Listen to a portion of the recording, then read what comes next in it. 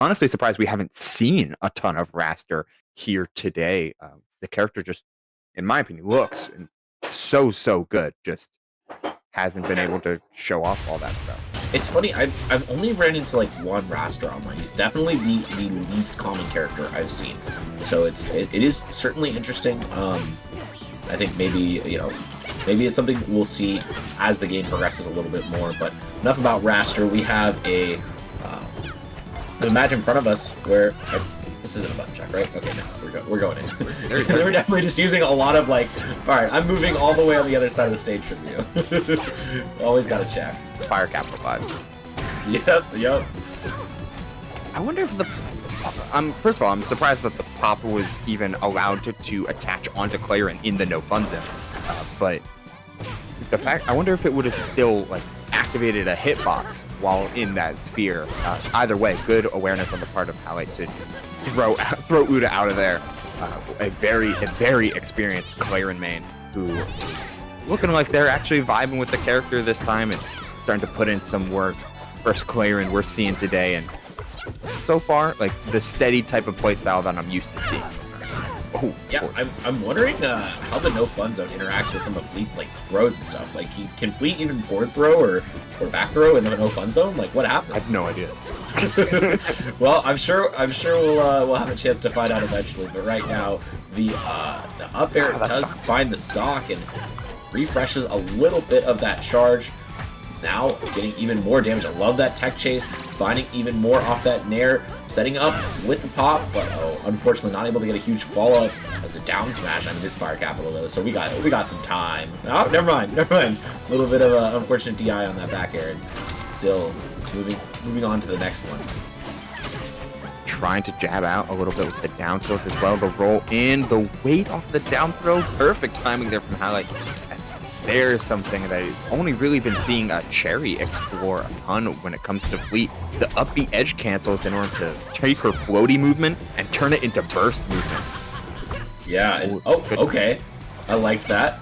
Utilization of the no fun zone activation to counter the pop. So great awareness from our Claren player who's just trying to find their way back in this game. Still trying to get some percent on to Fleet, but it's hard to find your way in. I mean, just with the stage being how big it is, and with the utilization of these platforms, it seems difficult to find your way past center stage against Fleet. Yeah, just look at the amount of control that Halite's shown off. Relinquish it a little bit with that forward strong, but you gain it right back. Claren at such a high percent already that any little nickel and dime can just immediately give you stage control. But at the same way, you're a low percentage, and all of this power behind all these tippers can be very devastating. Oh, we're flipping. 4 flips in a row. All right.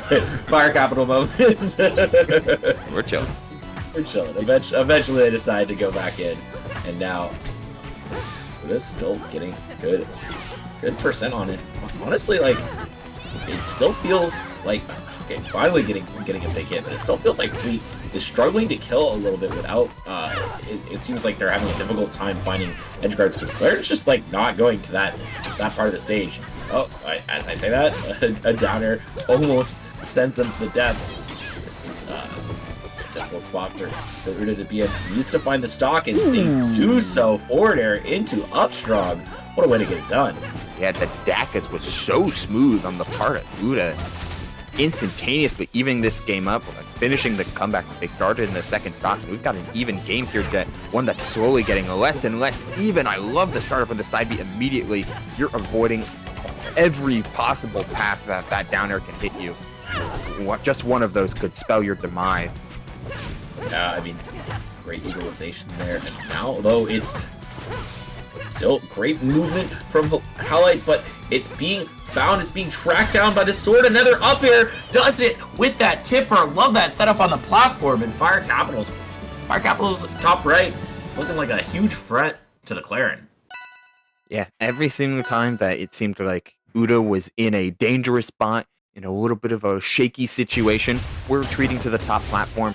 Claren down air being able to hit through the platforms as well could be used as an anti-sharking tool, and any amount of verticality, Ooda is taking it to the bank to get off of the same horizontal plane as this fleet, avoid the arrows, avoid some of the dangerous tornado setups, and play on a different axis. Really creative usage of that. Oh my god, what a huge combo into almost got that down air. Still, so I'm loving the utilizations of the non-tipper things. It feels like they're able to combo a little bit more into like the down air utilization of that weak forward air. But I'm not sure if that's like a true combo or not. Do you know if the non-tipper forward air actually combos into stuff or not? It can, but it wouldn't necessarily be down air. Down air's just a little bit too slow. But I 100% agree with you. Like, it is setting up for, if not true combos, all things like sour forward air into sour forward air or into nair or something like.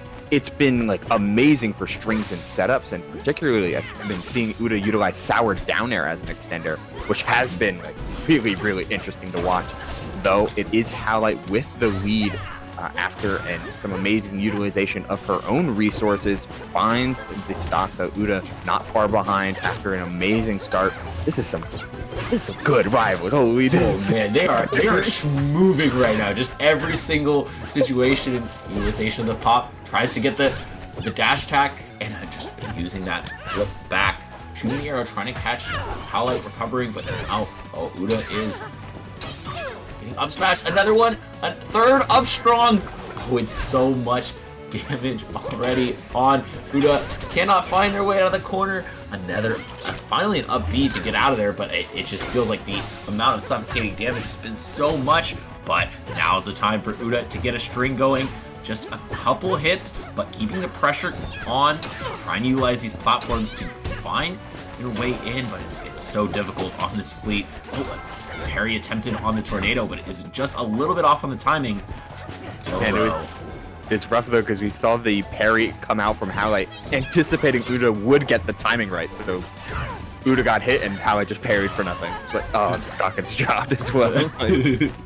Wait, so if you parry the tornado and then they parry it back, like the hitbox becomes disabled. It's just off. Okay, that's what I thought. And okay, once again, countering the pop.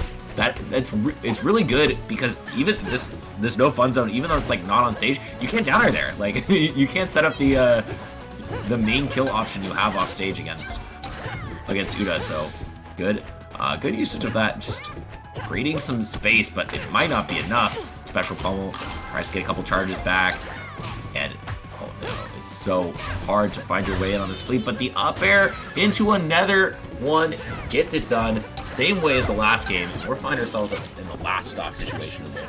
Yeah, the sandstorm starts brewing. Halite missing an early edge cancel did allow Ooda to get right back into this game, and it hasn't been the low percent damage that has been the problem for Ooda. They're finding their strings even better with that spot dodge and the jab afterwards. The damage starting to rack up here, Jet, and gotta wonder if Halite got a little bit too big for her britches, or if things are going to start steadily heading in her favor. Ooda is going to turn this comeback into a reality. Yeah, I feel like that was such a greedy flip there. It just set her in an exact wrong spot for Ooda to get a kill. But now Halite is in great position, sets up this charge, and just trying to find one more arrow onto Ooda to set this up. Oh, the attack on the platform is just in time. Now, jab. Oh, I thought we were going to see it up strong, so close. I thought so too. Maybe that was a missed wave dash or a missed wave land onto the platform. Either way, both players escape with their lives, hunting for an up air after an air dodge with no dice. Another downer comes down, and the back air as a frame trap was beautiful by Halite. Usually you see Fleet trying to spend as much time high in the sky as possible, shooting down arrows and as you float to the other side of the stage. But that time, after the arrow came down and Ooda blocked it, she came down with a fastball back air to seal up the stock. What an amazing tempo mix-up to seal a tight game number 2. In game 3, we're heading to Tempest Peak. We're trying to see which one of these two gets to move on in top 32. Yeah, no time to breathe, no time to wait. These players are, they're moving and grooving. Oh wait, this is another flip. The pop is on. Oh, tried to get the counter, but was not in time. Still, though, escaping with his life is Ooda, and the up strong just a hair off. Great drift off stage for Ooda. No, you cannot cover that spot with the up strong, but the tech chase with the forward strong still works out. And wow, this is a crazy amount of confirms coming out of Halite, who's just not stopping. They're keeping it going. Oh no, Ooda's already once again in the corner and taking a hefty amount of percent here overall. It's getting rough. To correct myself, this is top 32, so we are in best of 5 territory. Yes. But even still, with how wide some of the counterpick advantage can be, we saw the amount of success Ooda was having on larger stages and places to move. Once the doors and the walls got a little bit closer and the stage got a little bit lesser, that's where we're seeing some massive amount of control from Halite and their fleet. Oh, the up tilt finally comes down. A reset potentially to the tipper down strong. Beautiful conversion. Never too late in order to find that stock and make your way back into this game. And I love seeing things like that. That was such a creative confirm. And hell, I mean, we've seen how easily Ooda can find stocks off of great creative setups, but I mean, it's going to be really hard when you're down a full one. You have to reset, find your way into this next stock, as just these platforms look so effective for Halite. I mean, this is Ooda's counterpick, but I mean, Halite's been making use of these platforms so well. It seems impossible to track him down. Yeah, I mean, the flat drop mix-ups from Halite have been so good. Like, normally you would think, oh, with the range that Claren offers, you're able just to lock down a space and make it so that Halite can really have trouble moving, but that has not been the case at all. Trying for the reverse up B stock off stage, that would have been clean, but instead it's Ooda with the follow-up. You know, I would have loved to live in that universe. Yeah, not today, but I mean, it's still a huge amount of damage onto Claren. I mean, this is something where you need to get the stock super quickly if you're Ooda, and having a little bit of difficulty finding him, but he keeps hitting back and forth between the two sides, and a down strong for a down strong. But it's not gonna get the kill just yet. Still looking for one more big hit. Claren needing to find something, but the down strong once again from Fleet, catching that tech chase and utilizing this movement from Halite. Oh, all right. I think there could have been a bigger punish there. Waited out some spot dodges, but it's Ooda the one actually pulling the trigger on it. And once again, we're seeing a very close finish. There it is! It's a last stock finish, but it's certainly not going to be a close one with that up air into the pop, sealing the stock and sealing a 2-1 lead for Halite, going on to set game for their potential advance.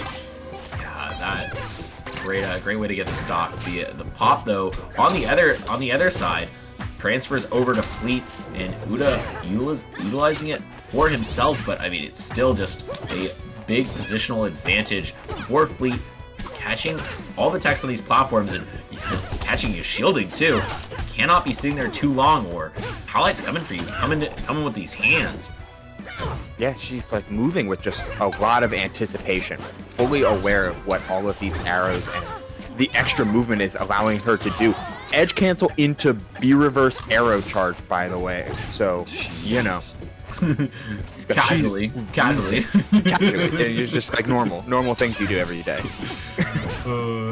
Couple downers for your trouble on the way in, and now Halite in the corner, but takes back stage control relatively easily, and now Ooda has to find his way into a stock, but it seems so difficult. It feels like all of these stocks are so hard fought for Halite, for Ooda, but Halite has been finding them out of nowhere. Good from there, should still be able to make it back, but no punish. Just thought that the roll up was going to be enough. An unfortunate drop for Ooda leads Halite for even more percent. Trying to catch the crouch cancel on the dash, on the get up attack. Does that work? Can you crouch cancel get up attacks at that percent? That percent, it wouldn't be too effective, but you can still do it. Nice. Sure. Just leads to a grounded scenario. And, oh, great catch of the get up attack. And I don't think that you can get back from this. Back air? No chance. Wow, the tornado. it was already reaching the limits of Claren's recovery if you were able to make it back, but once the tornado clipped the jump, like, Ooda was gone and then some. Super, super tough. I'm working on a 3-stock here as Halite. They look like just they're in such firm control that I would not be surprised if the game ends right here and now. Barely missing, but the spot dodge on the second hit. Downstrunk's gonna work the second time over though. Ooda far and away behind the 8-ball. I'm just never one to count out a player who has a solid combo tree like Ooda's been showing off. Yeah, I think that there's certainly room for Ooda to make this comeback, but it is going to have to be some inspired combos to make it happen, as just so much pressure is exerted by the movement from Halite. You cannot breathe at any point. There's always something coming for you. Okay, gets the special pummel into the forward strong, and it does get the kill. Not quite the perfect DI, and once again, somehow, some way, Ooda brings this back to a final stock, but it might not be enough. No, gets the grab, gets a little bit more, but oh, I think missed their jump there, as could have gotten a little bit more of an extension. Now, once again, how do you get out of the corner versus Halite, who's been so suffocating here, just fights their way out. Ooda getting more percent, but the up air finishes it off. Halite gets that game, gets that set, moves on in top 32 with a, I mean, it felt so commanding for so long, but Ooda always keeps it close, always bringing it to that last stock, and I mean, so many ways to come back into that game, but none of them happen. Halite cleans it up. Yeah, Ooda definitely nipping at the heels, but be just fully aware of what can confirm when, I think, was Halite's best friend. Time and time again, finding different timings to hit, being sure to wait that extra hair, not only in order to find hits, but as we saw in previous games, to delay so that the timer would go off on that extra hitbox, so it would pop at the right time after a connection, able to confirm stocks or confirm more hits. And at later percents, like fully aware that, hey, if I use my down special from mid stage, I'm able to keep myself safe on these platforms, one of Fleet's best friends, and then find an up air out of it because it can confirm at those 140, 150 plus percents. Looking so good, feeling so great as Fleet and Halite move themselves into a top 16 and a potential top 8 winner side finish. They'll be waiting on the winner of Squanto and